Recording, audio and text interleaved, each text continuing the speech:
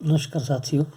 तो जैसा कि आपको मालूम है कि 5 तारीख से पंचायती राज संस्थाओं की निर्वाचक नामावलियों के लिए दावे तथा आपत्तियां दायर करने का काम शुरू हो चुका है। इस बीच आपसे काफ़ी प्रश्न आ रहे हैं कि साधारणतः निवास को कैसे तय करना है।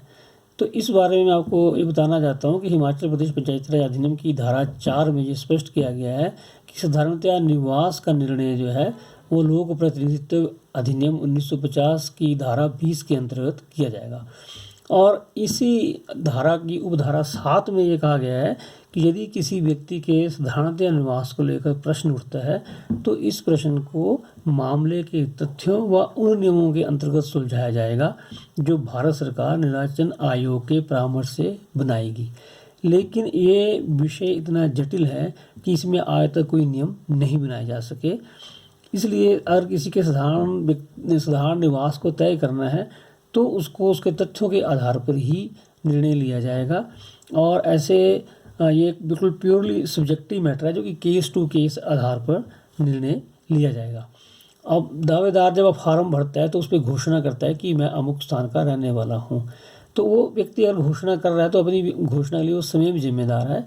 अगर उसकी घोषणा गलत होती है तो उसके अगेंस्ट एक्शन हो सकता है। दूसरा, जब अगर उसने घोषणा कर दी तो उस घोषणा को सही माना जाना चाहिए। अगर कोई आपत्ति करता है तो फिर आप उससे अपने साधारणतः निवास को लेकर कोई प्रूफ आदि मांग सकते हैं। और दूसरा, ऑर्डिनरी रेजिडेंस के लिए कोई आदमी कहता है कि मैं 2 साल से यहाँ रह रहा हूँ या मैं 5 साल से रह रहा हूँ, तो ऑर्डिनरी रेजिडेंस के लिए कोई भी अवधि इसमें निर्धारित नहीं है। आपको केवल अपनी सब्जेक्टिव सेटिस्फेक्शन हो जाएगी कि एक जेन्युइनली यहाँ आदमी रह रहा है। एक मामले में माननीय उच्चतम न्यायालय ने भी ये कहा था कि जो आदमी रह रहा है उसको सिर्फ ये देखना है कि उसकी इंटेंशन यहाँ रहने की है, केवल मात्र सिर्फ जाली मतदान करने के लिए ही तो नहीं आया है। तो आप उससे कुछ प्रश्न पूछ सकते हैं, जैसे कि वो कहाँ रह रहा है, कहाँ मकान लिया है। मान लो किसी ने फ्लैट खरीदा है और उसके बच्चे भी वहाँ शिफ्ट हो गए जब वो 15 दिन पहले आया हो, फिर दैट मीन्स कि उसकी इंटेंशन है वहाँ रहने की, तो इसलिए उसका मत बनना चाहिए। लेकिन अगर कोई व्यक्ति 10 दिन पहले आया है और वो टेम्परेरी आवास में रह रहा है तो और आपको लगता है कि वो सिर्फ मतदान करने के लिए ही लाया गया है, तो ऐसी परिस्थितियों में आपकी अगर सब्जेक्टिव सेटिस्फेक्शन ना हो तो आप उनके मत को रद्द भी किया जा सकता है।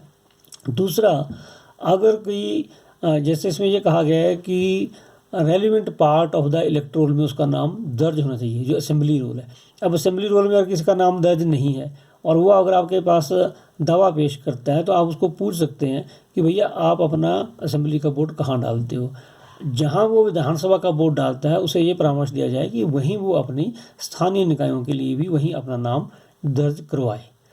अब अगर वो एडजॉइनिंग स्टेट्स का है और वहाँ पे विधानसभा के लिए वोट डालता है तो साधारण सी बात है कि वो हमारे डाटा हिमाचल के डाटा में आएगा नहीं, क्योंकि हम जो डाटा यूज़ कर रहे हैं वो इलेक्शन कमीशन ऑफ इंडिया का हिमाचल की विधानसभा से संबंधित है।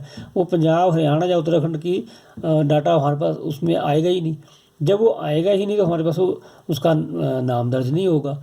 लेकिन अगर वो दावा पेश करता है कि मेरा नाम यहाँ डाला जाए तो आप उसका बोल सकते हैं उसको कि हिमाचल प्रदेश का आप विधानसभा का कार्ड दिखाओ। अगर नहीं है तो वो अगर दैट मीन्स कि वो केवल जाली मतदान के लिए अगर लाया गया है तो आप उनके मतों को रिजेक्ट कर सकते हैं। लेकिन प्योरली ये आपकी सब्जेक्टिव सेटिस्फेक्शन है। इसमें जैसे मैंने पहले कहा कि कोई भी नियम निर्धारित इसमें नहीं हुए हैं क्योंकि विषय इतना जटिल है। तो ये आपको आपके समक्ष जो है जो तथ्य प्रस्तुत किए जाएंगे उसी के आधार पर आपने इसमें फैसला लेना है। हाँ, इसके लिए एक बात और कि साधारणतया निवास के लिए जहाँ वो दावा कर रहा है कि यहाँ का मैं साधारणतया निवासी हूँ, वहाँ पर उसकी कोई प्रॉपर्टी होना या मकान होना इसके लिए कोई अनिवार्य शर्त नहीं है। अगर ऐसी बात होती तो केवल घर वालों को, मकान वालों को ही वोट का अधिकार मिलता। लेकिन अगर कोई फुटपाथ पे सोता है या कोई गरीब आदमी है, झुग्गी झोपड़ी में रहता है, तो उनको भी मत का अधिकार दिया जाना है। तो इसलिए ये शर्तें नहीं है कि मेरी संपत्ति यहाँ है, मेरी ज़मीन है या मेरा मकान है। इसमें कोई साधारणतः निवास के लिए ऐसी कोई शर्तें निर्धारित नहीं है। इसके अलावा ये एक प्रश्न और पूछा जा रहा है कि भाई फॉर्म कौन सा यूज़ होना है वार्ड टू वार्ड शिफ्टिंग के लिए। तो इसमें जब आप वार्ड टू वार्ड शिफ्ट करते हैं दैट मीन्स एक वार्ड में वो ऐड हो रहा है, दूसरी वार्ड से वो डिलीट हो रहा है, तो एडिशन का ही फार्म यूज़ होगा।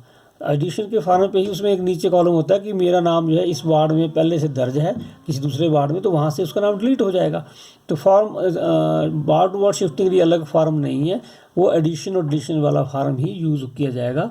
इसके अलावा फ़ीस पूछी जा रही है, तो क्लेम एंड एडमिशन के लिए कोई भी फ़ीस निर्धारित नहीं है। अभी फ़ीस की समय नहीं है, जब फ़ीस वाला समय आएगा तो वो भी हम आपको बताएंगे।